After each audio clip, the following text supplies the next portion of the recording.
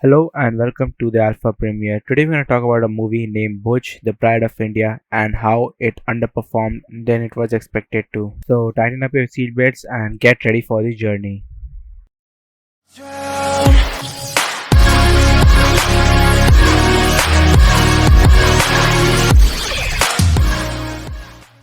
Hello everyone and hope you had an awesome weekend. Today I want to talk about Bhuj, the Pride of India. The film released on 13th August on Disney Plus Hotstar and was supposed to be a movie inspired from the true events of 1971 war, of course with some cinematic liberties, but the film, directed by Abhishek Duhaya, starring Ajay Devgan, Sanjay Dutt, Sonakshi Sinha, Sarat Kalker, Amy Work, Nora Fateh is nothing but a cringe-inducing film with a little resemblance to the real events, riding high on pure macho hype, nationalism, and with lots of blood, gore, killing, and fierce patriotic dialogues. Just 10 minutes into the film, I realized it was going to be a disaster and an example of everything that can go wrong with an Indian war movie. The makers of the film clearly have little understanding of how the IFA operates, and so you have a Squadron Leader Vijay Kumar Karnik, the commanding officer of the Bhuj Air Base, played by Ajay Devgan, not just operating an anti-aircraft gun, shooting down multiple Pakistani fighting aircrafts,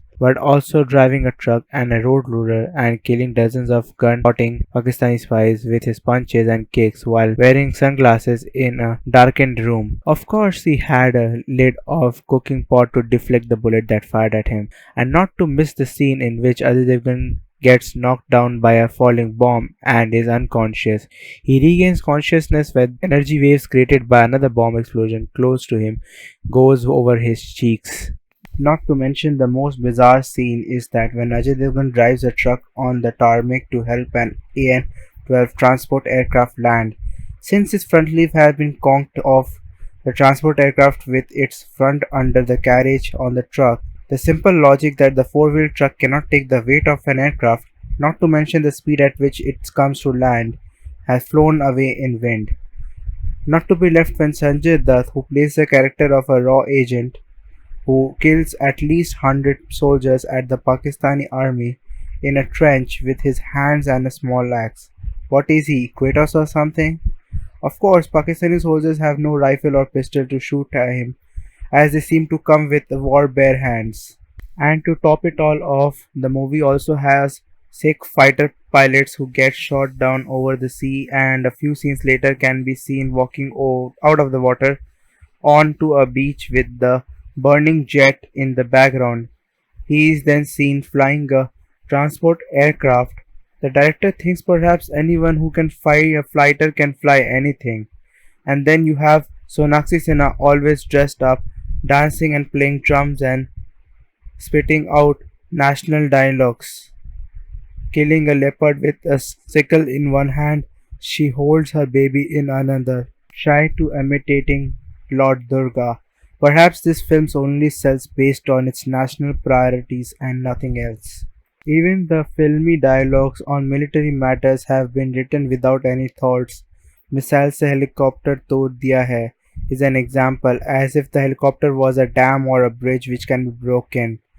The only saving grace of the film was that it got MiG-21 fighters, AN-12 fire transport aircraft and a Pakistani Sabre jet right. The rest of the film was disaster from the military point of view and completely opposite to what happened in 1971 war. To begin with, Air Marshal Bharat Kumar, a military historian, explained that Bhuj Air Base was actually a decoy airfield for the main operation base, which was Jamnanagar. Then Wing Commander Peter Myerd Wilson, who retired as a group captain, was commanding the bombing squadron at Jamnanagar. To hoodwink the Pakistanis, he set up a radar and a communication system at Bhuj airfield to project as its active base. Pakistani targeted it thinking that it was the main base, said the retired marshal. Told about the scene that the AN-12 actually landed on a truck in the film, the air marshal bursted into laughter. The fact that there is no such incident happened in 1971 war or thereafter. Also, the AN-12 is shown as a carrying 450 soldiers. As a matter of fact, the largest transport aircraft in use with the IFC-17 can carry about 180 odd soldiers. And the Air Marshal Kumar also said that no transport aircraft landed in Bhuj. Even if the filmmakers wanted to bring in fiction, they should have done it with some knowledge of the aircraft or air operation. Forget about the military aspect. The movie couldn't even depict the heroic efforts of 300 women who braved Pakistani bombing raids and prepared a runaway. In 2010, one of the women involved in the operation told the Times of India that they had covered the airstrips with cow dung to camouflage it with the enemy planes. Another woman had narrated how they used to wear pale green saris to camouflage themselves and would hide in bunkers when they heard siren. She also explained how the women toiled from dawn to dusk to make an optimum use of daylight. But the film, despite its name after the heroic act, does not really focus on the women.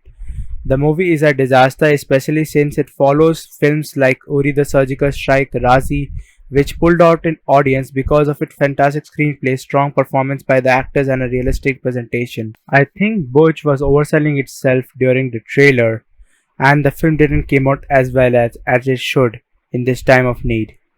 I have high hopes for Bell Bottom since it's played by Akshay Kumar and hope it comes out better than this film. Hope you liked this video. If you did, press the like button, smash the subscribe button, and don't forget to share it with the friends and family. We'll meet soon. Till then, peace.